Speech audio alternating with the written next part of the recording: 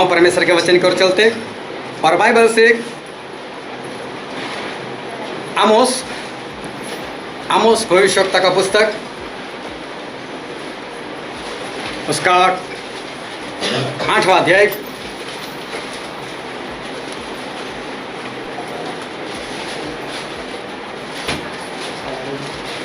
आमोस 8, और हम पढ़ेंगे उसका 11 और 12 वचन।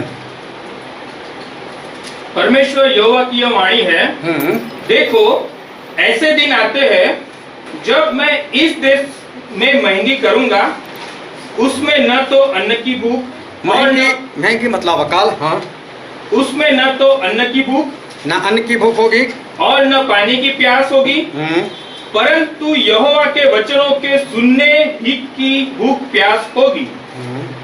लोग यहोवा के वचन की खोज में समुद्र से समुद्र तक और उत्तर से पूर्व तक मारे मारे फिरेंगे, परंतु उसको न पाएंगे।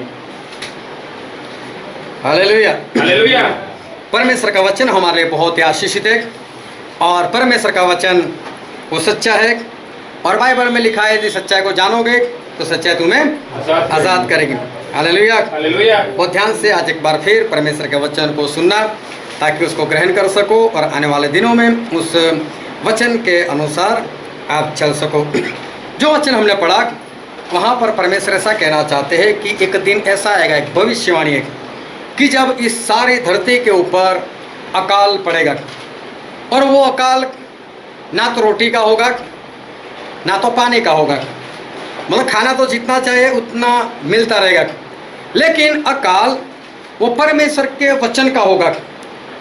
और बाइबल में लिखा है कि इंसान समुंदर से समुंदर तक भागता रहेगा, लेकिन उसको वचन नहीं मिलेंगे, और उत्तर से पूरब तक कि वहाँ तक वो भागता रहेगा, लेकिन उसको वचन नहीं मिलेंगे। देखो कभी भी हम दिशा बोलते तो कैसे बोलते हैं? पूरब पश्चिम, उत्तर दक्षिण, लेकिन परमेश्वर कैसे बोलते हैं? उत्तर से पूरब, और उत्तर से ऊपर से ऐसे आओ और ऐसा पूरब में चले जाओ। पूरब एक ऐसी है कि आप चलते ही जाओ पूरब, भारत से शुरू करो पूरब में जाने का, फिर वापस भारत आ जाएगा, लेकिन आपकी पूरब खत्म नहीं होगा। तो ये अलग बात है, लेकिन फिर भी सीखने वाली बात है कि किस तरह से पूरब खत्म नहीं। आप पूरब में चलते जाओ चलते जाओ चलते जाओ चलते जाओ, लेकिन पूरब कभी भी ख़त्म नहीं होता। वापस भारत आ जाएगा, लेकिन पूरब आपका ख़त्म नहीं होगा। मतलब परमेश्वर बोलते हैं जहाँ पर जाना जाओ, पूरी दुनिया घूम लो, लेकिन मेरे वचन नहीं मिलेंगे। समुंदर से समुंदर, मतलब कि धरती का जो गोला है उसमें 71.28% वो पानी है, समुंदर है। तो वह सारे देश जो सूखी भूमि है वो तो बहुत कम है। तो परमेश्वर का वचन कहता है कि समुद्र से समुद्र, मतलब समुद्र के किनारे ही सारे देश है। कोई भी देश समुद्र से शुरू होता है या तो फिर बीच में, तो उसके लिए परमेश्वर ने पूरब भी बोल दिया, उत्तर भी बोल दिया, मतलब कहीं पर भी जाओ, लेकिन परमेश्वर का वचन कहीं पर भी नहीं मिलेगा, ऐसा भविष्य में होगा। ये परमेश्वर की एक भविष्यवाणी है, और ये भविष्यवाणी वो पूरी होने वाली है जब उसका वक्त आएगा। जब मैं ये बात किसी को बताता हूँ कि एक दिन ऐसा आएगा कि परमेश्वर के वचन सुनने को नहीं मिलेंगे, तो मालूम है विश्वासी लोग सामने सवाल करते हैं, बाइबल तो होगा ना हमारे पास? तो बाइबल नहीं होगा, अकाल लिखा है बाइबल में, अकाल मतलब कुछ भी नहीं रहेगा। पूरा बाइबल तो हमारे पास होगा ना? मैं बोला बाइबल भी नहीं रहेगा। बोले ले मैं तो बाइबल को छुपा कर रखूँगा। किसको पता चलने वाला है मेरे घर में मैंने कहाँ पर बाइबल रखी है, मैंने कहाँ पर उसको छुपा कर रखा है। अभी सोचो कि मसीह के विरोधी लोग आ गए, उन्होंने पूछ लिया पैसा बाइबल कहाँ है, मुझे जलाना है, आपने छुपा कर रखा, झूठ बोल नहीं सकते। चलो सच मत बताओ, चाहे झूठ ही बोल दो, मेरे पास बाइबल नहीं। चलो ठीक है, वो गोली मार कर चला गया आपको, फिर छुपा है बाइबल काम में आने वाले। कितनी आसान है, मैंने छुपा कर रखा तो बाइबल को छुपा कर तुझे ही मार दिया तो वचन मिला अकाल में ही, वो तो खत्म हो गया। एक भाई साहब ने तो मुझे ऐसा कह दे, मोबाइल से कैसे निकालेंगे मेरे पास मोबाइल में तो रहेगा ना बाइबल, मतलब मैं मोबाइल से ही बाइबल पढ़ लूँगा। सही में ये सारी बातें अविश्वास की है। बाइबल में जब लिखा है अकाल तो होगा ही ना। चाहे बाइबल छुपाओ, चाहे मोबाइल में एक नहीं 10 बाइबल डाउनलोड कर दो, 50 बाइबल डाउनलोड कर दो, उसके ऊपर अपना कोड लगा दो, पासवर्ड लगा दो, कुछ भी करो, लेकिन बाइबल में लिखा है कि अकाल, तो इसका मतलब अकाल होने ही वाला है। ऐसा होगा ही नहीं कि बाइबल में जो लिखा है वो बात ना हो। और बाइबल से एक वचन हम पढ़ते हैं जो लिखा है भजन संहिता उसका 74 और उसका 8 वचन।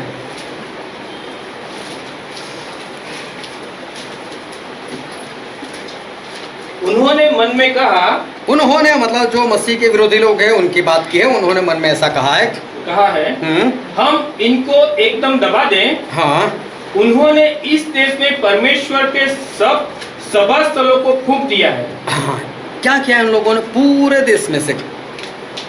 कौन सा देश लिखा है? नहीं, देश का नाम क्या लिखा है? पवित्र स्थान को आग में झोंक दिया। नहीं, देश का नाम कौन से देश में से? हाँ, कोई देश का नाम नहीं लिखा। इसका मतलब जो भी पढ़ता है उसका देश आ गया। अरे बाइबल तो पूरे वर्ल्ड में है, सभी के देश में से जितने भी सभा स्थान मतलब जितने भी चर्च होंगे वो सभी को क्या कर दिया जाएगा? फूंक दिया जाएगा। अभी सोचो कि पूरे के पूरे चर्च अगर जला देते हैं, एक चर्च में अगर 2000 लोग हैं, 5000 लोग हैं, लाख लाख लोग हैं, और फिर भी वो लोग अपने चर्च को नहीं बचा सकते तो अपने घर को बचा लेंगे। कितना भी छुपा कर रखो, जब चर्च जला सकते तो आपके घर को भी जला देंगे, तो बाइबल रहेगा कहाँ?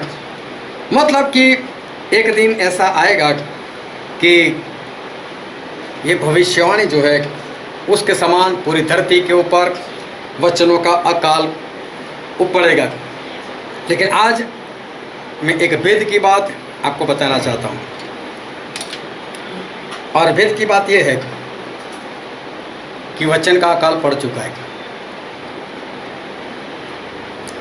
चाहे आपके हाथ में बाइबल है, चाहे मैं बाइबल से पुकार रहा हूँ, लेकिन आज मैं आपको बता देता हूँ कि ये भविष्यवाणी आज पूरी हो चुकी है। अकाल पड़ेगा, वचनों का अकाल पड़ेगा। वो भविष्यवाणी आज पूरी हो चुकी है। वचनों का अकाल आज पड़ चुका है, और मैं परमेश्वर के ही वचनों के अकाल की बात कर रहा हूँ कि हाँ, ये परमेश्वर के वचन का अकाल जो है वो पड़ चुका है। पिछले दिनों में मैं एक भाई से मिला और उन्होंने मेरे साथ कुछ बातें की। बात के अंश कुछ ऐसे थे कि स्टली भाई, हम आपसे बहुत कुछ सीखे हुए हैं और मैंने आपके पास से बहुत कुछ जाना हुआ है। बाइबल के बहुत सारे वचन मैं जानता हूँ और आपसे मुझे बहुत कुछ सीखने को मिला है। लेकिन फिर भी उन्होंने जो बात बताई, मैंने वचन नहीं माना है। उन्होंने बात ऐसी बताई, वचन बोलकर भी बताई, ये वचन मैं सिखाऊं, ये वचन ऐसा कहता है, ये वचन इस जगह पर काम करता है, या ऐसी परिस्थिति हो तो उसमें ये वचन है। सारा मुझे मालूम है, मैंने आपसे जाना था, मैंने आपसे सीखा था, लेकिन मैंने उस वचन को वक्त पर नहीं माना। उस वचन के अनुसार मैं नहीं चला। अभी वचन जो है उसको ध्यान से समझना कि वचन थे, समझे थे, याद भी है, दिल में भी है, पता भी है, कब इस्तेमाल करना है, कब उसको इस्तेमाल में लाना है, सब कुछ मालूम, लेकिन फिर भी वचन के अनुसार नहीं जिए, कबूल भी किया। और ये गलती उन्होंने कर दी। और बाइबल में ऐसा लिखा है, हम पढ़ते हैं पहला शमूएल उसका 13 अध्याय, और वहाँ पर शाऊल राजा को लेकर एक बात लिखी है, और हम पढ़ते हैं उसका 12 वचन। तब मैंने सोचा कि फलिस्ती गिलगाल में मुझ पर अभी आ पड़ेंगे, और मैंने यहोवा से विनती भी नहीं की है, अतः मैंने अपनी इच्छा न रहते भी होम बलि चढ़ाया। शाऊल एक बार लड़ाई हो चुकी थी फलिस्तियों के साथ, और ऐसा हुआ कि फलिस्ती लोग आ गए थे, यहाँ से लड़ने के लिए जाना था, लेकिन लड़ने से पहले भविष्यवक्ता शमूएल की जरूरत थी, और शमूएल आकर वहाँ पर होम बलि देने वाले थे। होम बलि देने के बाद वो परमेश्वर से पूछने वाले थे कि परमेश्वर हम क्या करें, लेकिन फिलिस्तीनी लोग आ गए। इस्राएल के लोग सोच रहे कि कब आएंगे शमूएल, कब आएंगे। शमूएल ने टाइम भी दिया है, मैं इस वक्त पर आऊँगा। और बहुत ध्यान से समझना, परमेश्वर के दास कभी भी लेट नहीं होते, वो हमेशा जो वक्त देते उसी वक्त पर पहुँच ही जाते। वक्त से पहले पहुँचेंगे, लेकिन एक सेकंड वो लेट नहीं जाएंगे। तो क्या हुआ, इनकी धीरज वो ख़त्म हो गई, और वो लड़ने के लिए आ गए, वो लड़ने के लिए, हम क्या करेंगे, हम पर हमला कर देंगे, हम क्या कर देंगे। और जल्दबाजी में शाऊल ने होम बलि दे दी। जैसे ही होम बलि दी, जो राजा का काम नहीं था, शमूएल का काम था, शमूएल वहाँ पर पहुँचे। शमूएल ने वहाँ पर पहुँच कर सब कुछ देखा, और शमूएल ने सवाल किया, शाऊल ये तूने क्या किया, तूने होम बलि क्यों दी। तो जो वचन पढ़ा उस तरह से शाऊल ने बताया कि देख, फलिस्ती लोग आ गए थे, इस्राएल के लोग इधर उधर हो रहे थे, और मैंने अभी परमेश्वर की इच्छा नहीं जानी थी, परमेश्वर की कृपा मैंने अभी ली नहीं थी। तो फिर मुझे ऐसा लगा कि कुछ हो जाएगा, तू भी वक्त पर नहीं आया, और इसलिए मैंने होम बलि दे दी। अभी देखने जाओ तो शाऊल को इतना कहना था, शमूएल में डर गया था, मेरे से गलती हो गई, मुझे माफ करो। लेकिन शाऊल ऐसा कहते हैं कि जैसे उनकी गलती है ही नहीं। शमूएल तू लेट आया, तू लेट नहीं आता तो मैं होम बलि भी नहीं देता।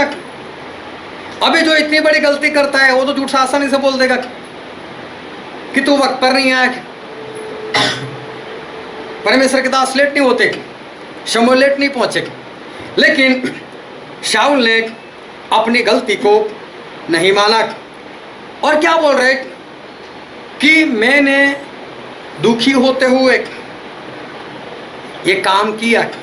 इसका मतलब शाऊल 100% जानते मैं होम बलि नहीं दे सकता, ये काम मेरा नहीं, मैं करता हूँ तो ये पाप है, मुझे परमेश्वर से ऐसी कोई आज्ञा नहीं मिली, मुझे नहीं ही करना चाहिए। सारे वचन थे, याद थे, दिल में थे, जानते थे, लेकिन किया क्या, जो नहीं करना चाहिए वो किया, वही जो उनको नहीं करना था। वचन जानते थे, लेकिन फिर भी वचन नहीं माना। इतना ही नहीं, जब शमूएल कहते कि शाऊल तूने बलि दे दी, तो भी स्पष्ट मानते नहीं है कि हाँ मेरे से गलती हो गई, तू नहीं आया शमूएल, उसके ऊपर दोष लगा, मेरे से गलती नहीं हुई, लड़ाई होने ही वाली थी, मुझे करना पड़ा, दुखी होकर मैंने किया, तू नहीं आया। मतलब कि माना नहीं, गलती भी की और साथ में माना भी नहीं। फिर भी परमेश्वर ने एक और आज्ञा दी कि शाऊल अमालेक के साथ युद्ध कर, और जाकर उस अमालेक जो है उन सभी का संपूर्ण रीति से नाश कर दे। भेड़ बकरी को भी मत छोड़ना, किसी को भी मत छोड़ना, सभी को नाश कर दे। शाऊल वहाँ पर गए जैसे परमेश्वर ने आज्ञा दी थी, लड़ाई भी की, बहुत कुछ मार भी दिया, लेकिन जो राजा था ना उसको जिंदा पकड़ कर लेकर आए। राजा को जिंदा लेकर आए और आकर वो बैठे, और कई लोग वहाँ से अच्छे अच्छे भेड़ बकरी भी उठा कर लेकर आए, जो कमज़ोर थे उनको मार दिया, अच्छी भेड़ बकरियाँ लेकर आए। अभी शमूएल फिर वहाँ पर पहुँचे और हम बाइबल में पढ़ते हैं पहला शमूएल उसका 15 अध्याय और 20 और 21 वचन। शाऊल ने शमूएल से कहा, निसंदेह मैंने यहोवा की बात मानकर जिधर यहोवा ने मुझे भेजा उधर चला।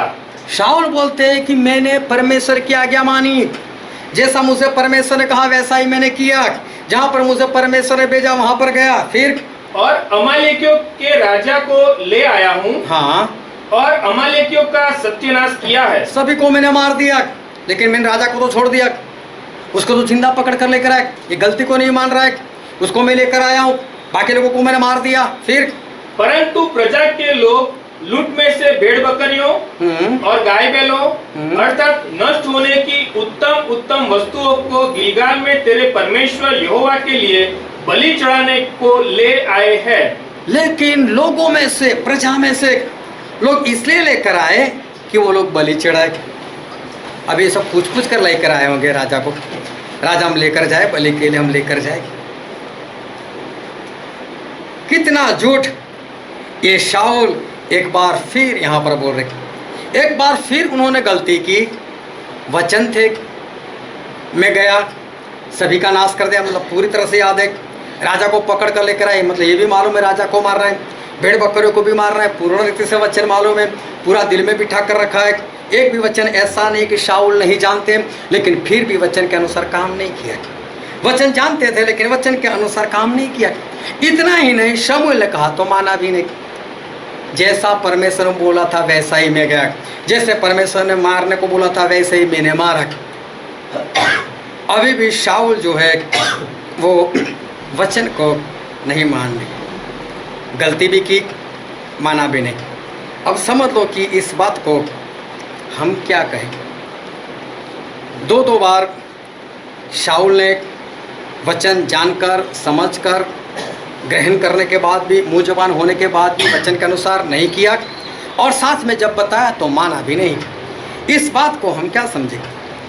एक बात ध्यान समझना, ये अकाल है। ये अकाल कैसे है? अभी मैं किसी के घर गया और वहाँ पर हम वचन देख रहे थे, तभी वहाँ पर एक भाई साहब आए, आना ही था उनको, और वो भाई साहब भी वहाँ पर आकर बैठ गए। वचन हमारे चल ही रहे थे। अभी जो भाई साहब आए उनको शुगर की समस्या थी, अब ये नहीं मुझे मालूम। जब वो आकर बैठे तभी वही पॉइंट आया मेरे मैसेज में कि आशीष वो नहीं है कि इंसान के पास सब कुछ है,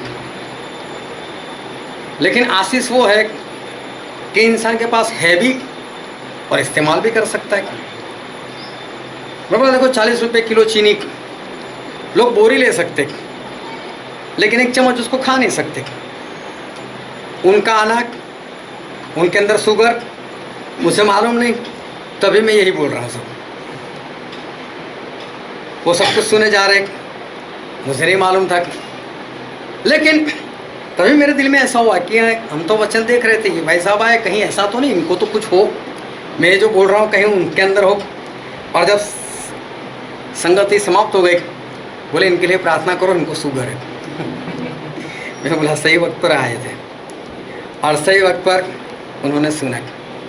अभी ध्यान समझना, वो तो काफ़ी धनवान है, 2 घर है उनके पास, पैसे वाले हैं, और मैंने उनका घर भी देखा है, दोनों घर देखे, अच्छा खासा घर है।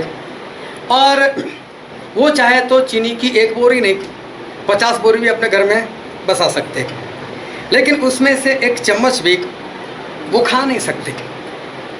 तो अकाल हम किसको कहते हैं? कि हमारे पास कुछ है नहीं, हम खाना चाहते हैं, खा नहीं सकते। हमको रोटी खानी है, लेकिन गेहूँ ही नहीं है, आटा ही नहीं है, इसलिए हम क्या रहते हैं? भूखे रहते हैं। अकाल का मतलब तो वही ना, कोई दूसरा मतलब तो नहीं। हालेलुया। इंसान खाना चाहता है, लेकिन सही में उसके पास है ही नहीं, तो इंसान खाएगा कैसे? अभी ये जो है उसके पास, अकाल में होता ही नहीं है, लेकिन इसके पास तो है, लेकिन है फिर भी खा नहीं सकता। अभी मैं तो है या नहीं है उसको मैं नहीं देखता, मैं उस परिस्थिति को देखता हूँ। नहीं है इसके लिए नहीं खाता, और दूसरा है लेकिन बीमारी है इसलिए नहीं खाता। तो खाया तो दोनों ने नहीं, पेट में तो दोनों के नहीं गए। तो ये अकाल नहीं तो ये क्या है? चाहे किसी के पास घर में भरा है लेकिन बीमारी की वजह से नहीं खा सकता, और किसी के पास है ही नहीं इसलिए नहीं खाता, लेकिन दोनों की पोजीशन देखो तो अकाल वाली, क्योंकि अकाल में खाने को नहीं मिलता। चाहे है या नहीं है तो भी नहीं खा सकता, और नहीं है इसलिए नहीं खा सकता। अभी हम आज वचन के अकाल की बात कर रहे हैं। अभी वचन का अकाल, शाऊल के पास तो वचन है, शाऊल के पास तो सारी आज्ञा है, वो तो वचन जानते हैं, दिल में भरे पड़े हुए, मुंह जबान है, निकालने की बात नहीं, समझते हैं, पवित्र आत्मा भी है, अभिषेक भी किया हुआ है। शाऊल के पास सब कुछ है, शमूएल अभिषेक किया है, उनका राजा की तरह, राजा के लिए, राजा के पद के लिए उनका अभिषेक हुआ है, पवित्र आत्मा भी उनको दिए गए थे, वचन भी है, समझ भी है, लेकिन फिर भी वचन नहीं मान रहे। एक वो इंसान होता है कि जो वचन इसलिए नहीं मान रहा क्योंकि वो तो ये सब जानता ही नहीं, ना ही वो मसीह है, और मसीह है तो ना उसके पास बाइबल है, और अगर उसके पास बाइबल है तो कभी उससे पढ़ा नहीं, अगर पढ़ा है तो कभी यहाँ से कभी वहाँ से, उसको बाइबल से कुछ भी याद नहीं कि ऐसा कुछ बाइबल में लिखा है, और उसके पास वचन न होने के कारण नहीं मान रहा। एक के पास वचन है, पवित्र आत्मा है, अभिषेक है, फिर भी नहीं मान रहा। दोनों की परिस्थिति तो एक ही है ना, है तो भी नहीं मान रहा, नहीं है तो मानेगा ही कैसे? खाना तो है, बीमारी से खा नहीं सकता, भूख भी लगी है, खाना भी चाहता है, खा भी सकता है, लेकिन अकाल है, उसके पास है ही नहीं। तो दोनों में भूखे तो दोनों है, यहाँ पर वचन है और नहीं है, लेकिन दोनों इंसान एक बराबर है। दोनों के दोनों वचन नहीं मान रहे, एक के पास है नहीं इसलिए, दूसरे के पास है तो भी वो जानबूझकर वो वचन को नहीं मान रहे। तो ये वचन का अकाल नहीं तो क्या? जो भाई साहब कहते हैं कि मेरे पास वचन थे, मैं सीखा हुआ था, मुझे याद भी है, लेकिन फिर भी ऐसा नहीं किया मैंने, इसका मतलब ये है कि वचन है फिर भी उसके जीवन में अकाल है, फिर भी उसके जीवन में वचन का अकाल पड़ा है। बहुत ध्यान से परमेश्वर के वचन को समझते रहना।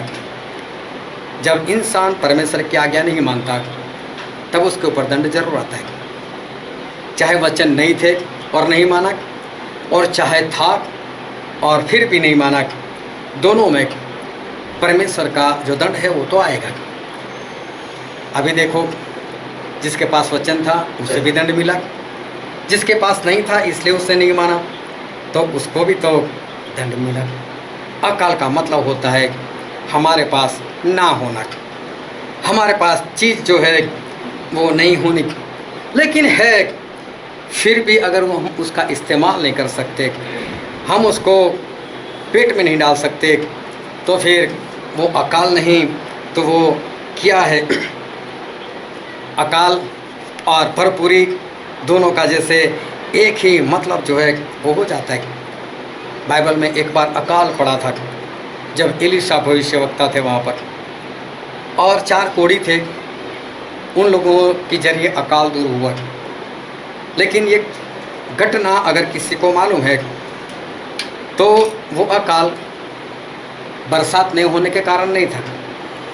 इज़राइल लोगों के पास सब कुछ था, उनके गोदाम भरे हुए थे, खेत में भी था, लेकिन उनके घर में नहीं था, और शहर के चारों ओर के रास्ते बंद कर दिए थे। पिछली बार ऐसा ही हुआ था जब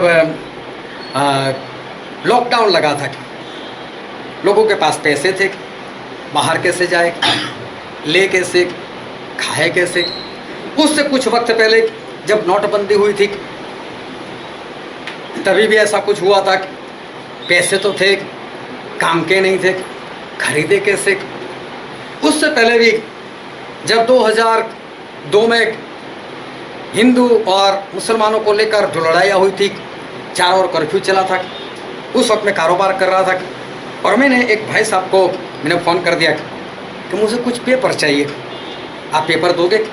बोले धीरे से आ जाना, दुकान बंद दिखेगी, हल्के से खड़का देना, मैं दे दूंगा, लेकिन शर्त एक है, पैसे कैश लेकर आना।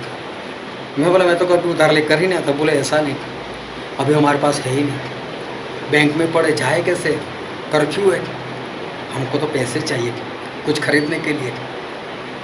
जो उसके पास बैंक में मुझे लगता है करोड़ से ज़्यादा बैलेंस होगा, घर में कुछ नहीं, खाएंगे कैसे, ये अकाल नहीं तो क्या।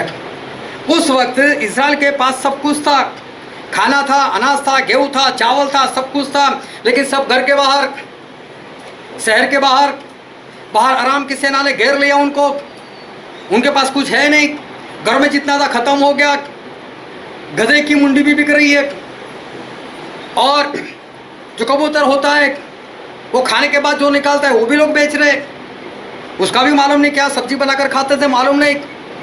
हाँ सही में बाइबल में लिखा है, ऐसी परिस्थिति थी जबकि सब कुछ था उनके पास, लेकिन होने के बावजूद अगर घर में ना हो, उसका इस्तेमाल ना कर सके, तो बाइबल में तो ऐसा लिखा है, एक बार इजराइल में अकाल पड़ा, ऐसा लिखा है।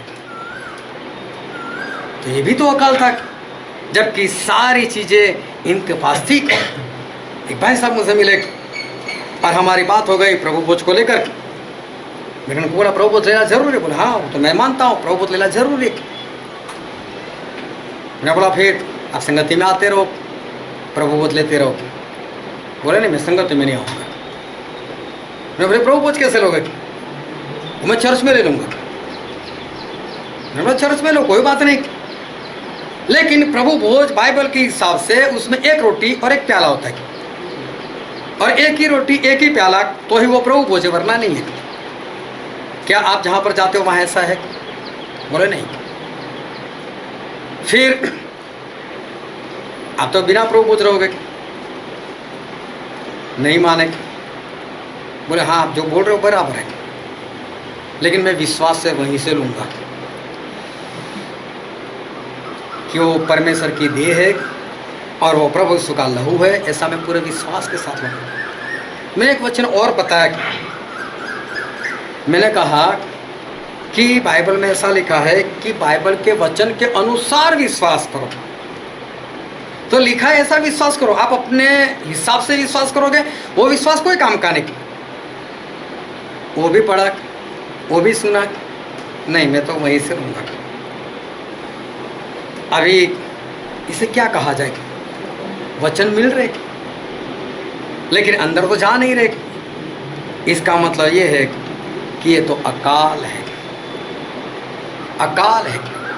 चाहे आज आपके पास बाइबल हो, चाहे वचन मिल रहा हो, चाहे प्रचार आपके आसपास हो रहा हो, लेकिन अगर वो वचन दिल के अंदर नहीं जा रहे, उसके अनुसार जीवन नहीं जी रहे, तो ये तो अकाल है। और बाइबल में लिखा है, पढ़ते यूहन्ना उसका 6 अध्याय, और कोई पढ़ो तो उसका 50वां वचन।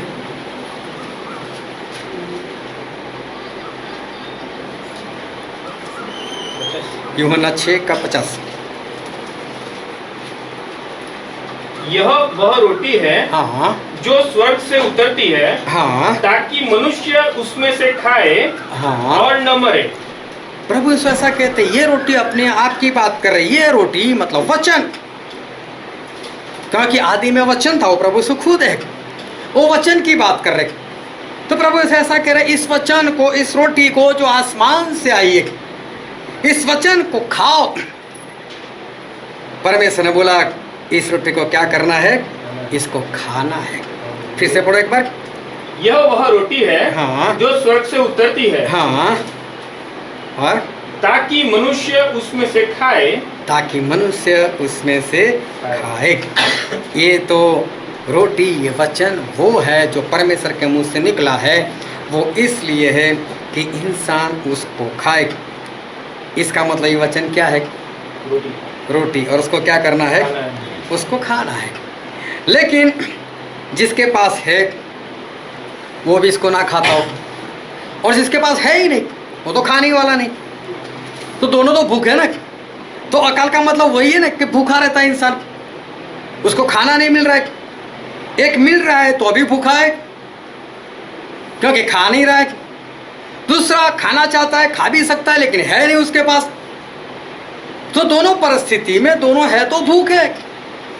तो अकाल तो वही है ना कि इंसान भूखा रहता है, उसको कुछ खाने को नहीं मिलता। बहुत लोगों को एक बात सिखाई कि 2 घंटे 24 मिनट राउंड फिगर में बोलते हैं 2.5 घंटा परमेश्वर के काम के लिए निकालो। कोई भी इधर उधर ना हो, मैं किसी को नहीं पूछने वाला कि आज किसी ने निकाला कि नहीं निकाला। तो 2.5 घंटे जब जब मैंने पूछा है तब 100% हाथ ऊपर नहीं हुए। तो बार बार मेरी इज्जत ही क्यों करवानी है, क्यों पूछूं मैं नहीं पूछने वाला। लेकिन एक भाई साहब के पास में गया और उसके साथ कुछ बातें निकली, बातें चलते चलती 2.5 घंटे वाली बात है। 2.5 घंटे निकालने हमको, हाँ निकालना पड़ता है, परमेश्वर के काम के लिए उसको इस्तेमाल करना पड़ता है। अभी उस भाई साहब ने ये बात तो पहली बार सुनी, कभी उसने 2.5 घंटे नहीं निकाले, उसको पता ही नहीं था। लेकिन जिसको पता है वो भी नहीं निकाल पाता, मतलब उसने वचन नहीं खाया, इसको मिला नहीं था इसलिए नहीं खाया, जिसको मिला उसने मिलने के बाद भी नहीं खाया, दोनों भूखे। तो इसका मतलब ये तो वचन का अकाल है। एक के पास रोटी है तो भी नहीं खाता, दूसरे के पास है ही नहीं इसलिए नहीं खा सकता, दोनों भूखे। और दोनों भूखे रहेंगे तो कैसे हो जाएंगे, कमज़ोर हो जाएंगे। कई बार जो कमज़ोर लोग होते हैं ना बॉडी से, उसको लोग पूछते हैं खाना नहीं मिलता क्या तुझे। अगर शादीशुदा हो, अगर पत्नी ऐसी हो तो पति को पूछते खाना नहीं देता क्या इसको। या तो पत्नी मोटी हो पति पतला हो तो यही खा जाती है क्या। मतलब खाओगे तो तगड़े बनोगे। रेखा आंटी को हंसी आई, वहां पर ऐसा ही है। और मेरी लड़की को बोलते मेरे साथ आ जाओ, मेरे जैसे बना कर पेश। हाँ नहीं, उनकी बात सही है। मैं इसलिए बोल रहा हूँ कि खाने से सेहत तो बनती है ना। पता हो तो कल से सुबह से लेकर शाम तक, शाम से लेकर सुबह तक शुरू हो जाएगा। हाँ हो जाएगी बॉडी। तो नहीं खाएंगे तो क्या होगा, कमज़ोर हो जाएगा। एक के पास वचन है और नहीं खा रहा है इसलिए आत्मा में कमज़ोर है, दूसरे के पास वचन है ही नहीं तो खाएगा कैसे, इसलिए वो आत्मा में कमज़ोर। दोनों भूखे, दोनों कमज़ोर, लेकिन परिस्थिति तो अलग अलग है ना, लेकिन फिर भी दोनों कमज़ोर। एक भाई साहब से मेरी मुलाकात हुई और उसने क्या बात की, देखो मैंने नया जीवन पा लिया है, आप बस घर में बैठो, बाइबल पढ़ो, प्रार्थना करो, उपवास करो, दान दो, लेकिन जो कुछ कर रहा है बस घर में बैठो, बहुत गहराई में मत जाओ। इसमें गहराई में जाने की जरूरत नहीं, बस किसी का बुरा मत करो। देखने जाओ तो उसके विचार अच्छे, नया जन्म पाया हुआ है, सारा कुछ तो उसके पास था, वो कुछ भी गलत नहीं करना चाहता, वो तो उपवास करना चाहता है, प्रार्थना करना चाहता है, कर भी रहा है अपने घर में। लेकिन बोलते हैं कि बस बाहर जाओ, किसी को कहो, ये सब करने की ज़रूरत नहीं है। फिर मैंने उनको बाइबल से एक वचन पढ़ा है कि देखो बाइबल में तो ऐसा लिखा है कि संगत में जाना जरूरी है। परमेश्वर बातें नहीं, परमेश्वर कहते हैं इकट्ठा होना बंद मत करो, इकट्ठा होना पड़ेगा। प्रेरितों का उपदेश, संगति, प्रभु भोज और प्रार्थना में लवलीन रहो। जब ये सब कुछ बताया वो सही में वो हैरान हो गया, ऐसा भी है, मैं तो ऐसा समझता था बस इतना बहुत हो गया, मैं स्वर्ग में चला जाऊंगा। अभी देखो उसको तो ये वचन ही नहीं मालूम। लेकिन जिसको वचन मालूम है फिर भी इस बात में लवलीन नहीं है, फिर भी संगति में नहीं, फिर भी प्रेरित के उपदेश में नहीं, फिर भी प्रभु बोझ में नहीं, उसमें लवलीन नहीं, तो फिर उसमें और जिसके पास वचन नहीं था और नहीं कर रहे, इन दोनों में अंतर क्या? दोनों भूखे, एक के पास वचन है खा नहीं रहा, दूसरे के पास वचन है ही नहीं। गवाही देनी पड़ती है, गवाही देनी चाहिए। आने वाले दिनों में परमेश्वर हमें मौका देंगे, हम फिर से खुला वक्त रखेंगे और फिर से ऐसा कुछ हो सकेगा कि जितने लोग गवाही देना चाहे वो गवाही दे सकते। लेकिन सभी को मालूम उस वक्त बार बार बोलना पड़ता है, टाइम मत गवाओ, टाइम मत गवाओ, जल्दी से दो, जल्दी से दो। अभी तो 2-4 दिन पहले मेरे पास फ़ोन आ जा रहा है, चलिए भाई मुझे वक्त दे रहा है इस बार। तो मैं 2 लोगों को, जो 2 पहले फ़ोन आ गया, 2 लोगों को तय कर लेता हूँ, चलो ठीक है, ये 2 लोग। तो कहने का मतलब ये है कि एक के पास वचन है, नहीं खा रहा है इसलिए भूखा है, दूसरों को तो वचन पता ही नहीं है और इसलिए वो भूखा है। मैंने बताया कि भाई साहब घर में बैठने से कुछ नहीं होता। एक सिक्के वाले ने यही काम किया था, एक भी आत्मा जीत कर नहीं लाया था। और बाइबल में लिखा है तुम बहुत फल दो, उसमें मेरे पिता को महिमा मिलता है और इससे तुम मेरे चेले ठहरोगे। तब एक भाई साहब की आंखें खुली, ये भी करना है। उसके पास वचन ही नहीं था, ये बात मालूम ही नहीं थी और इस कारण उसकी परिस्थिति ऐसी थी। लेकिन जिसके पास वचन है फिर भी वही हाल है। तो दोनों में अंतर क्या? दोनों भूखे, दोनों आत्मा में कमज़ोर। ये तो अकाल वाली बात हो गई। और ऐसा भविष्यवक्ता में एक वचन लिखा है, ऐसा भविष्यवक्ता का वचन, उसका 29 अध्याय और उसका 10 वचन कोई पढ़ो तो।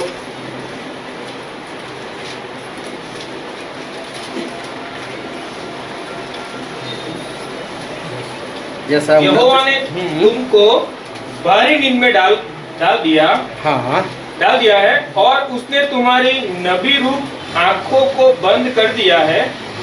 सिर्फ 10 वचन पढ़ना, जहाँ पर खत्म हुआ रुक जाए। और तुम्हारे दर्शी रूपी सिरों पर पर्दा डाला है। हाँ, यहाँ पर ऐसा लिखा है कि परमेश्वर ने भारी नींद का आत्मा तुम पर डाला हुआ है।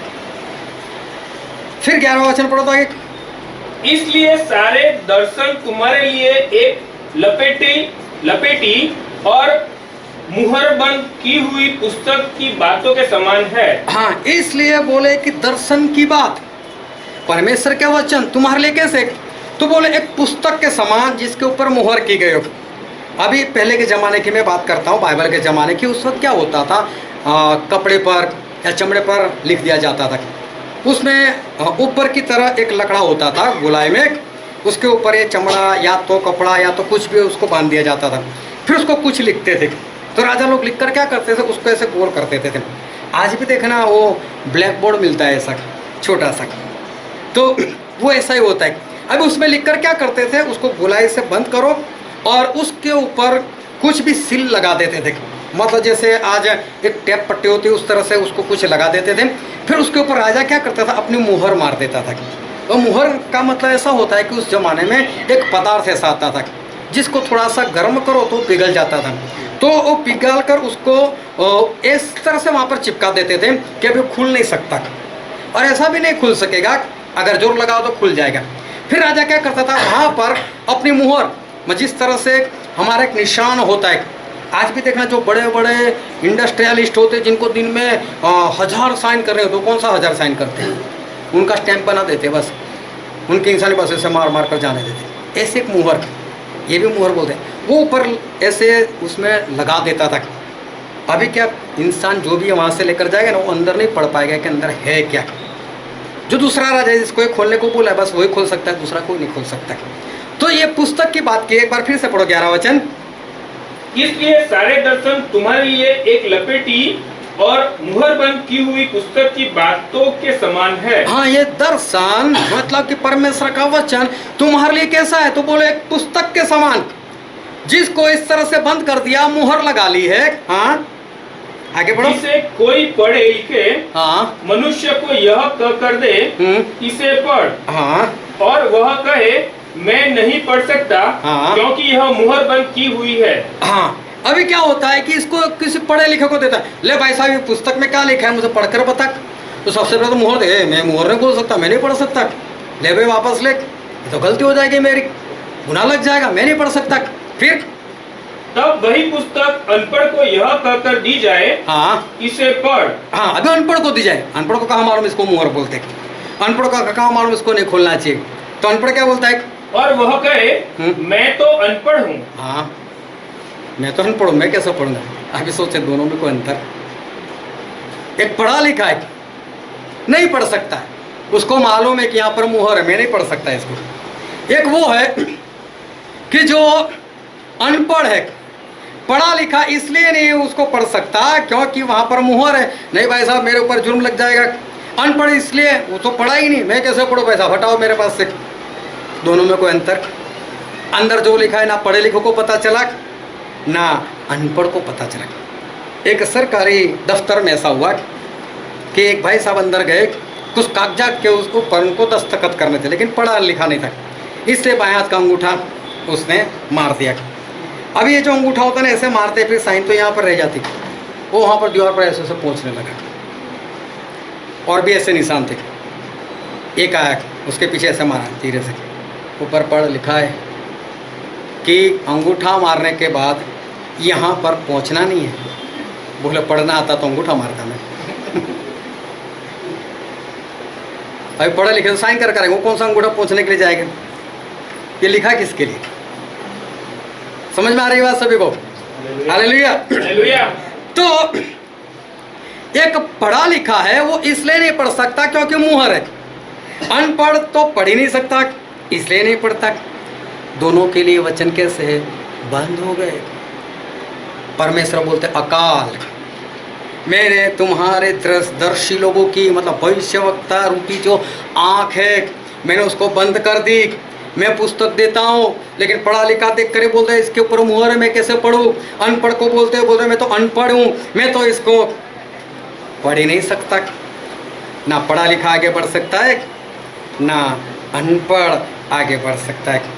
दोनों एक ही बात हुई, दोनों एक ही तरह की बात हुई, दोनों आज अकाल में है। परमेश्वर खुद ऐसा लिख कर बता दे कि वचन है लेकिन पढ़ता नहीं क्योंकि मुहर की गई है, वचन पढ़ता नहीं क्योंकि इंसान जो है अनपढ़ है। और देखो आज दुनिया के अंदर कैसी हालात वो विश्वासी लोगों में, वो आत्मिक लोगों में है, जिनको वचन मालूम है, जिनको आज्ञाएं पता है कि मुझे किस तरह से जीवन जीना है, वो मानता नहीं है और बहाने वो बता देता है। और बहुत ध्यान से समझना कि आज जितने भी लोग वो वचन के जानकार हैं, जितने लोग वचन को समझते, जितने लोगों ने बाइबल एक से ज़्यादा बार पढ़ा हुआ है, और वही लोग जिनको आज्ञा मुँह ज़बान है, जिनके दिल में ये आज्ञा छपी हुई है, लेकिन फिर भी उनके पास बहाने हैं नहीं मानने के। क्या शाऊल नहीं जानते थे? क्या उनके दिल में नहीं था वचन? क्या उनको मुँह ज़बान नहीं था? नहीं माना, जानकर भी नहीं माना।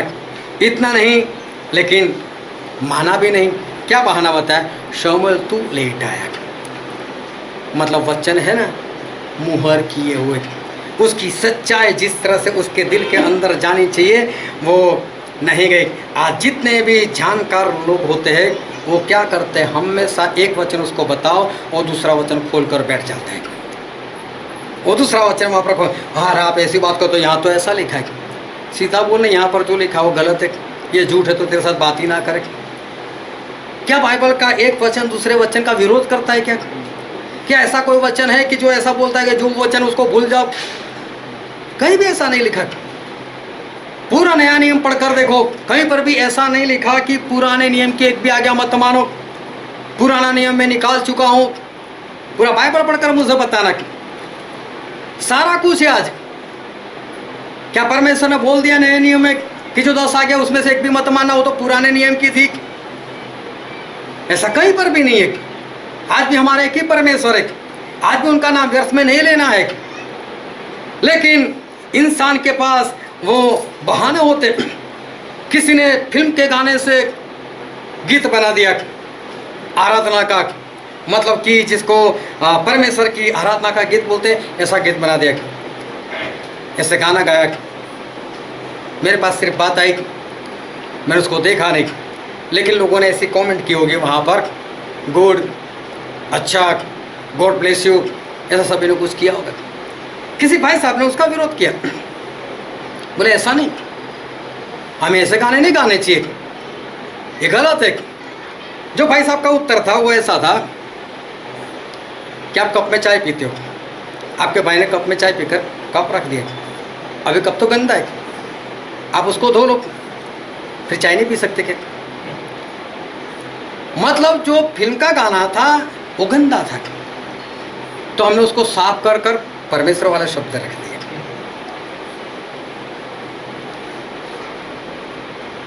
जानने वाले ऐसा बोलते हैं, जो वचन नहीं जानते वो तो बिंदा समझे, सही बात है यार, आपको ऐसा नहीं करना चाहिए, मेरी गलती हो गई। लेकिन जो जानकार होते हैं ना वही नहीं मानते। इसने कहा ठीक है, मैं मेरे कुत्ते का बर्तन देता हूँ, धोकर खाना उसमें।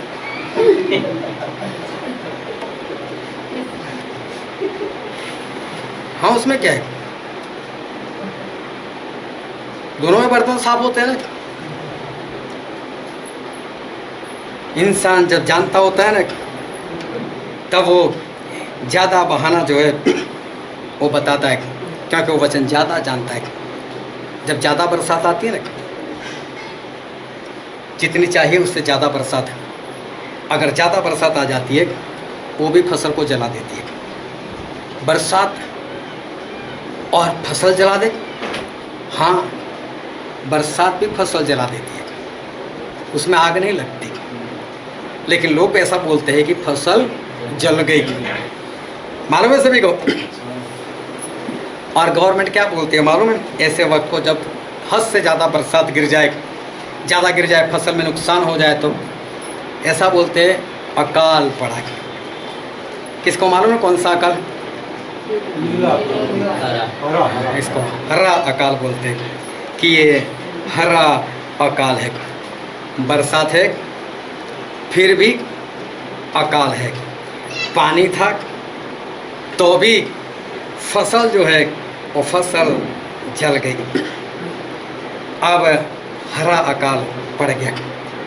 आज मसीह लोगों के जीवन में वचन का हरा अकाल पड़ा है, ज़्यादा वचन की बरसात हो गई है, ज़्यादा वचन उनके अंदर आ चुके हैं, और इसलिए वचन मानना नहीं है, लेकिन उस वचन का विरोध करते हुए दूसरा वचन निकालना है। इसलिए तो प्रभु यीशु ने कहा, ये शास्त्री, ये फरीसी लोग, इनके खमीर से सावधान रहना, इनके पापों से सावधान रहना। ये तो वचन के जानकार लोग थे, वचन से भरे हुए लोग थे, इनके अंदर हरा अकाल वो पड़ा था। लेकिन प्रभु यीशु वो कहते हैं एक व्यभिचार स्त्री को लेकर, और जब उसको बचा लिया, शास्त्री और फरीसी लोग तो मारने के लिए आए थे, लेकिन प्रभु ने बोला जिसने पाप ना किया वो पत्थर मारे। और प्रभु उसने एक के बाद लोगों के नाम लिखे, और लोग पत्थर फेंक फेंक कर एक कर कर वो भाग गए। तो पाप तो उनके अंदर भी था ना, उनमें से भी कई लोगों ने व्यभिचार किया होगा ना। क्या ये औरत भागी प्रभु यीशु को छोड़कर? प्रभु यीशु ने बोला तुझे किसी ने दोषी नहीं ठहराया, बोला किसी ने नहीं, लेकिन प्रभु यीशु तो थे ना जो दोषी ठहरा सकते थे। प्रभु यीशु तो थे ना पत्थर मार मार कर अकेले मार सकते थे। प्रभु यीशु ने क्या बोला उसको? अब से पाप मत करना, आज तक बहुत हो गया, अब से पाप मत करना। क्या एक भी बार स्त्री ने ऐसा कहा नहीं वो तो मेरा पति था? क्या एक भी बार इस लड़की ने ऐसा बोला मेरी तो उसके साथ शादी होने ही वाली थी? क्या एक भी बार लड़की ने बोला कि नहीं मुझ पर झूठा दोष लगाया गया है? कुछ भी नहीं। वचन नहीं था, आया वचन मान लिया, लेकिन जहां पर ज्यादा वचन उनके जीवन में अकाल पड़ा है, हरा अकाल। दूसरा वचन निकाल कर बता दे नहीं ऐसा लिखा है, ऐसा लिखा है, ये चाहिए वो चाहिए, ऐसा करना चाहिए वैसा करना चाहिए। जक्कई चुंगी लेने वाला प्रभु चले गए उनके घर। क्या प्रभु उसको बताया 4 गुना लोगों को वापस कर? नहीं बोला प्रभु सुने, सिर्फ प्रभु यीशु वहां पर गए, और जक्कई ने ऐसा बोला कि प्रभु मैं मेरी आधी संपत्ति पहले तो लोगों को दान में दे देता हूँ, और जितने लोगों के पास से मैंने जबरदस्ती लिया था मैं उनको 4 गुना लौटाऊंगा। तो सुनकर प्रभु यीशु ने क्या बोला, आज इस घर में उद्धार आया है। मैंने छोटा सा वीडियो बनाकर डाल दिया यूट्यूब पर। मैंने बोला कि जब 4 गुना लौटाने की बात है तब प्रभु यीशु ने बोला इस घर में उद्धार आए। जिनको उद्धार पाना है अगर जबरदस्ती से लिए 4 गुना लौटा दे। एक ने ऐसे डिसलाइक कर दिया। मैंने बोला बहुत सही बात है, ये हरा अकल वाला है, क्यों डिसलाइक कर दिया? 4 गुना लौटाओ तो मेरे पास क्या बचेगा? बड़ी मुश्किल से तो लूट कर आया था। जो लोगों को लूटते हैं ऐसे लोगों को लूटो ना, तो उसमें कोई बुराई नहीं है, उसके पास जॉब होगा। हालेलुया। हालेलुया। जिनके पास वचन ज़्यादा होते हैं ना वही ऐसी बात करते। लेकिन मत्ती वो भी तो चुंगी लेता था। प्रभु वहाँ से गुजरे, मत्ती मेरे पीछे आ जा। उसी और सबको छोड़ दिया, भाग गए पीछे। लेकिन किसी पढ़े लिखे को बोलो, किसी वचन जानकार को बोलो, मुझे ना आपके बारे में विजन हुआ है। अच्छा, मेरे बारे में विजन हुआ, प्रार्थना में बैठे था। अच्छा, तो जो विजन हुआ ना, तो आप क्या कर रहे थे उस वक्त? अच्छा, तो ऐसा परमेश्वर ने आपको बताया, आपने उस वक्त क्या प्रार्थना की थी? कितने सवाल। लेकिन अनजान मेरे बारे में सब बोला, ठीक है, मैं मानता हूं इस बात को। जब ज़्यादा वचन आ जाते तब इंसान उसको हजम नहीं कर सकता और वो दूसरे वचन दिखाता है। और मत्ती में लिखा है उसका 21वां अध्याय और उसका 31 वचन, मत्ती 21 और 31। इन दोनों में से किसी ने पिता की इच्छा पूरी की? उन्होंने कहा। किसने पूरी की? उन्होंने कहा पहले ने पूरी की। हाँ। यीशु ने उनसे कहा, हाँ, मैं तुमसे सच कहता हूँ, प्रभु से ऐसा कहते हैं, मैं तुमसे सच कहता हूँ कि महसूल लेने वाले चुंगी लेने वाले जिनको लोग पापी समझते हैं और वेश्याएं तुमसे पहले परमेश्वर के राज्य में हाँ प्रवेश करते हैं। तुमसे पहले परमेश्वर के राज्य में प्रवेश करते हैं। मान लेते कि हाँ हमने गुनाह किया, मान लेते हैं हमने पाप किया, लेकिन जिनके पास वचन ज़्यादा है। 2 भाई थे, एक को बोला जा मेरा काम कर खेत में, बोलता है नहीं करूँगा। वेश्या के समान, चुंगी लेने वाले के समान, नहीं करूँगा। लेकिन पछताया, चला गया काम करने के लिए। बोलने भी नहीं पापा जी मैं जाता हूँ, बोलने भी नहीं, करना है तो चलो कर आता हूँ। दूसरे को बोला जो फरीसी के समान, सारे वचन जानने वाला, हाँ पिताजी मानना चाहिए आपकी बात, तो आदर करता हूँ, मैं जाता हूँ। गया नहीं। क्यों नहीं गया? बहाना बता देगा वो तो। प्रभु सब कुछ था, लेकिन ऐसा हुआ, वैसा हुआ, ये हो गया, वो हो गया। और ये बात बोलकर बाद में परमेश्वर ने कहा कि ऐसे लोग जिनके पास वचन नहीं है, ऐसे लोग चले जाएंगे आपसे पहले स्वर्ग में। और फिर उसके 8वें अध्याय में लिखा है, मत्ती उसका 8वां अध्याय उसका 12 वचन, परंतु राज्य के संतान बाहर अंधकार में डाल दिए जाएंगे। कहाँ के संतान? राज्य के संतान। मतलब जो सही में राज में जाना चाहिए, जो सही में स्वर्ग में जाने चाहिए, जिनके पास वचन था, जो वचन पुकारते थे, जो वचन समझते थे, जो बार बार पढ़ते थे, जिनके अंदर उनका हृदय वो वचन से भरा हुआ था, समझते थे। लेकिन बहाने बनाने वाले लोग, अकाल वाले लोग, उसको खाया नहीं था, ऐसे लोग परमेश्वर बोलते ये लोग कहाँ जाएंगे? बाहर अंधकार में चले जाएंगे। राज्य के संतान जो सही में स्वर्ग में जाने चाहिए, ऐसे ही लोग जो है वो नाश में चले जाएंगे।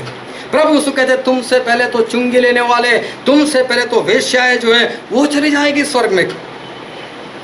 कितनी बड़ी बात कि जिनके पास वचन है उनके पास बहाने, जिनके पास वचन है उनके पास दूसरे भी वचन है विरोध करने के लिए। मानना नहीं है, और नहीं मानने के बाद उसको कबूल भी नहीं करना है कि हाँ मेरे से गलती हो गई। ये अकाल है।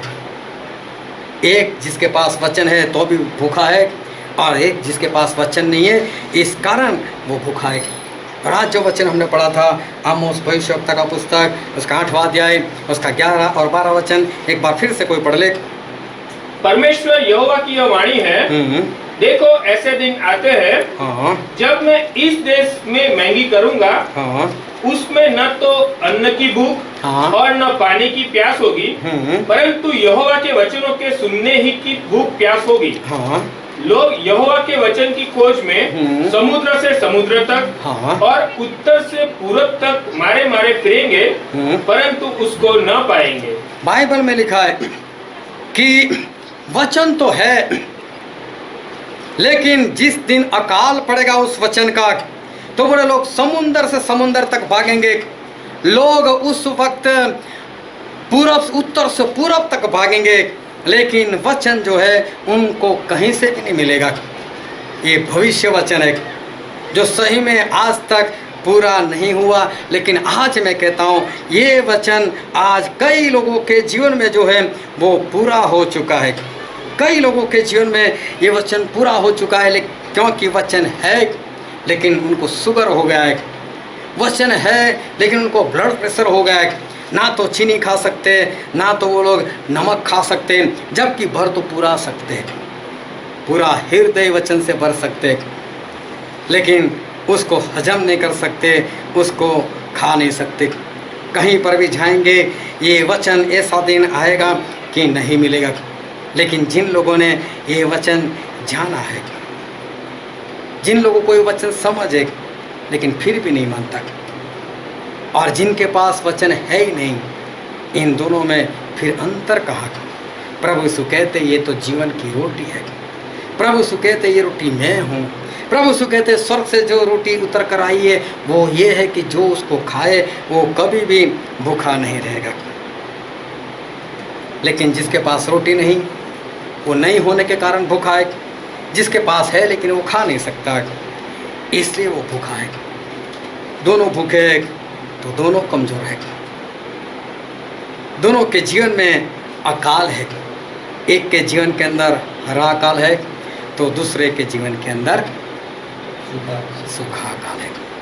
एक के पास है नहीं और दूसरे के पास है लेकिन खा नहीं रहा है। इसलिए परमेश्वर कहते हैं, हम पढ़ते हैं प्रकाशित वाक्य उसका 10वां अध्याय उसका 9 वचन।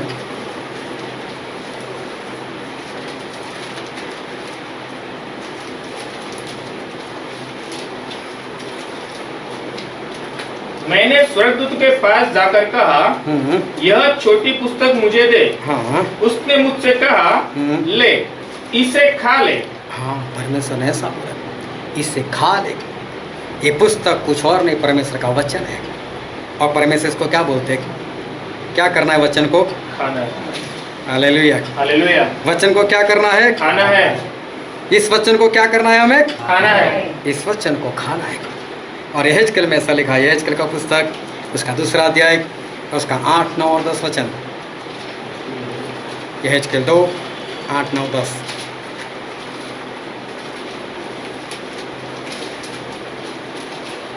परंतु हे मनुष्य के संतान, जो मैं तुझसे कहता हूँ उसे तू सुन ले। उस विद्रोही घराने के समान तू भी विद्रोही न बनना। जो मैं तुझे देता हूँ उसे मुंह खोलकर खा ले। तब मैंने दृष्टि की और क्या देखा कि मेरे और एक हाथ बड़ा हुआ है और उसमें एक पुस्तक है। उसको उसने मेरे सामने खोलकर फैलाया और वह दोनों ओर लिखी हुई थी। और जो उसमें लिखा था वे विलाप और शोक और दुख भरे वचन थे। यहाँ पर लिखा है वचन थे, और वचन को क्या करने को बोला? खाने को बोला। ये बाइबल हमें क्यों दिया गया है? कितनी बार पढ़ने के लिए दिया? खाने के लिए दिया। ये वचन तो हमें खाना है। फिर यहेजकेल उसका 3 अध्याय और उसका 1 तो 3 वचन पढ़ो दो। तब उसने मुझसे कहा, हे मनुष्य के संतान, जो तुझे मिला है उसे खा ले। हाँ। अर्थात इस पुस्तक को खा। तब जाकर इज़राइल के घराने से बात कर। इसलिए मैंने मुंह खोला और उसने वह पुस्तक मुझे खिला दी। तब उसने मुझसे कहा, हे मनुष्य के संतान, यह पुस्तक जो मैं तुझे देता हूँ उसे पचा ले और अपनी अंतड़ियाँ इससे भर ले अतः मैंने उससे खा लिया और मेरे मुंह में वह मधु के तुल्य मीठी लगी। हालेलुया। हालेलुया। कितनी बड़ी बात परमेश्वर बोल रहे आज। किस वचन को क्या करना है? खाना है। इस वचन को खाना है।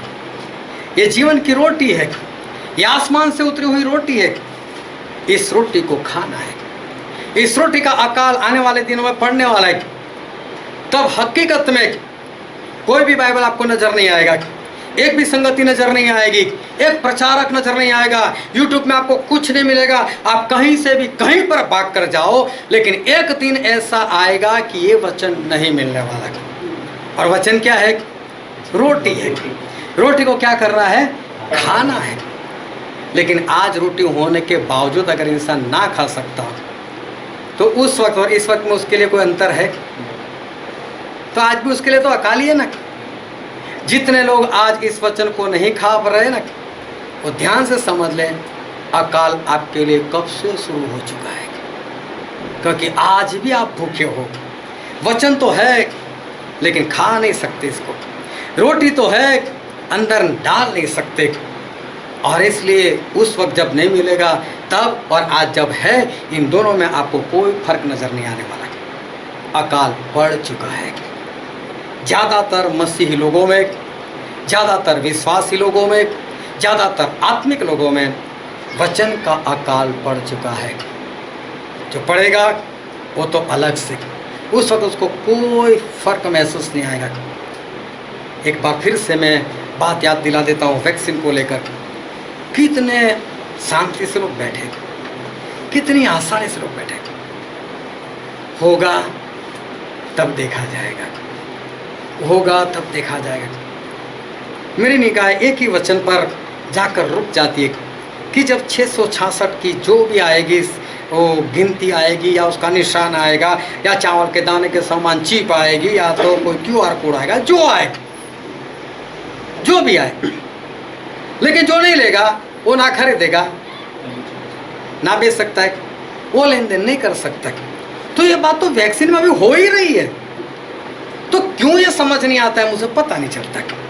फिर भी लोग इतने आसान क्यों बैठ रहे? इनको ऐसा क्यों नहीं हो रहा कि मुझे भागना चाहिए? क्यों ऐसा लगता है? एक बार फिर से याद दिला देता हूँ कि अभी बहुत देर आने में परमेश्वर की। प्लीज़ आज घर पर जाकर सोना मत, वो वचन ढूंढकर मुझे भेज देना बस, जिससे ये पता चलता है प्रभु यीशु को आने में बहुत देर है। मैं बाइबल को छोड़कर उसकी पूजा करने लग जाऊंगा, क्योंकि प्रभु यीशु बोलते हैं मुझे ही नहीं मालूम, और जिसको पता चले वो तो पक्का यीशु से बड़ा होना चाहिए। मैं उसके पैर पकड़ कर उसको धोकर उसके पास ही रह जाऊंगा, मैं वहीं पर बैठ जाऊंगा।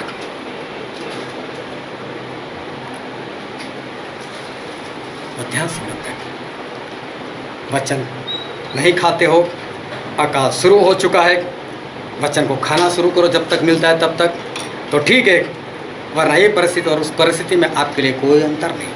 लेकिन वचन खाते रहो, सुनते रहो, समझते रहो, मानते रहो, बहाने मत बनाओ। आओ हम हमारे आंखों को बंद करें, हमारे मस्तकों को प्रभु यीशु के आगे झुकाए, जो राजाओं के राजा है, जो प्रभु के प्रभु है, जो हमारे बीच में है और जो जीवित है। सभी लोग अपनी आंखें बंद रखें, कोई इधर उधर ना देखे। मेरे प्रियो, ये वक्त है कि अपने आप को जांचें, अपने आप को परखें। क्या मैं वचन, वो प्रभु यीशु की दी हुई रोटी क्या मैं खाता हूँ? क्या मैंने खाई हुई रोटी, क्या मैं उसको बार बार खाता हूँ? क्या मैंने उसको हजम किया है? क्या मेरी अंतड़ी तक मैंने उसको भर दिया है क्या? अगर वचन नहीं खा रहे तो जिसके पास है नहीं उसमें, और जिसके पास वचन है लेकिन खा नहीं पाता, दोनों में अंतर क्या है? जिस दिन वचन का अकाल आएगा, जिस दिन वचन नहीं मिलेगा, लेकिन जिसके पास आज है तभी वो नहीं खा सकता, तो वो दोनों परिस्थिति में उसके लिए क्या अंतर है? ये दोनों तो अकाल की ही परिस्थिति है। अपने आप को सवाल करो, कहीं अकाल में तो नहीं जीवन जी रहे हो? आत्मा में कमजोर क्यों? कहीं आत्मा की खुराक तो नहीं खाई अभी तक? अपने आप को जांचो, अपने आप को परखो। और अगर अकाल में जीवन जी रहे हो तो कृपया वहाँ से बाहर आ जाओ, वचन को खाना शुरू करो ताकि अंत के दिनों में बचाए जाओ। ये वचन समझने के लिए, ग्रहण करने के लिए, उसके अनुसार चलने के लिए प्रभु यीशु की कृपा हम सभी पर होने पाए। Thank you Jesus, thank you my Lord, thank you Lord, thank you Jesus, thank you Holi spirit.